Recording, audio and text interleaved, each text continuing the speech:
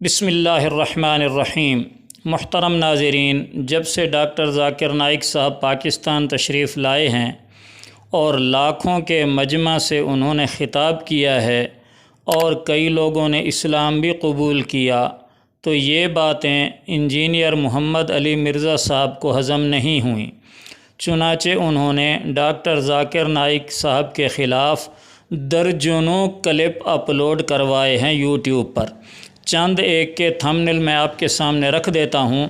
اگر آپ نے ان ویڈیوز کو دیکھنا ہے تو انجینئر صاحب کے آفیشیل چینل پر چلے جائیں، یا ایک ان کا دوسرا چینل ہے شاہد اینڈ بلال آفیشیل چینل، وہاں چلے جائیں۔ یہ ویڈیوز اور ان کے علاوہ بھی بہت ساری ویڈیوز آپ کو مل جائیں گی جن میں انجینئر محمد علی مرزا صاحب نے ڈاکٹر صاحب پر بے جا تنقید کی ہے۔ چند ایک تھمبنیل آپ ملاحظہ فرمائیں۔ یہ تھمبنیل ہے ڈاکٹر ذاکر نائک کی غیر اخلاقی حرکت۔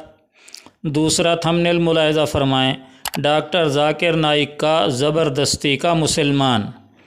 تیسرا تھمبنیل ملاحظہ فرمائیں، برائی سے کب روکیں گے ڈاکٹر ذاکر نائک۔ چوتھا تھمبنیل ملاحظہ فرمائیں، ڈاکٹر ذاکر نائک سے اس غلطی کی امید نہیں تھی۔ پانچواں تھمبنیل ملاحظہ فرمائیں، ڈاکٹر صاحب بھی کشف و الہام کے قائل۔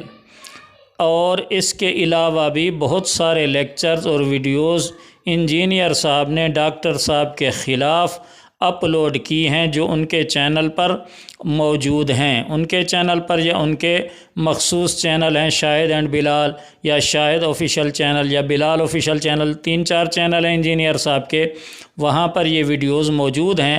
آپ وہاں پر جا کر دیکھ سکتے ہیں کہ انجینئر صاحب نے کس طرح ڈاکٹر ذاکر نائک صاحب کو ڈی گریڈ کرنے کی کوشش کی اور ڈاکٹر صاحب پر تنقید کی۔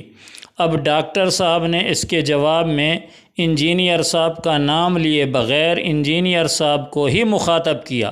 بات انجینئر صاحب سے کر رہے ہیں ڈاکٹر صاحب نے ایک مجمع کے اندر انجینئر صاحب کو مخاطب کرتے ہوئے کہا کہ انجینئر صاحب، ٹیلی ویژن کے سامنے بیٹھ کر، بند کمرے میں بیٹھ کر بات کرنا آسان ہے، ہزاروں اور لاکھوں کے مجمع میں بات کرنا مشکل ہے۔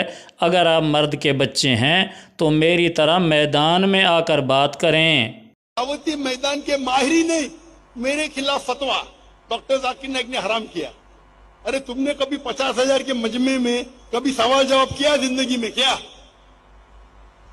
خود تو نہیں کرتے، دوسروں کو کرنے بھی نہیں دیتے؟ یہ حال ہے اپنے مسلمان کا آج۔ خود تو کرتے نہیں، اپنے ٹیلی ویژن پہ ویڈیو ریکارڈنگ کرتے۔ وہ ذاکر نائک نے حرام کیا، ادعو الی سبیل ربک بالحکمہ۔ وہ ذاکر نائک جانتے نہیں حدیث میں کیا لکھا ہے۔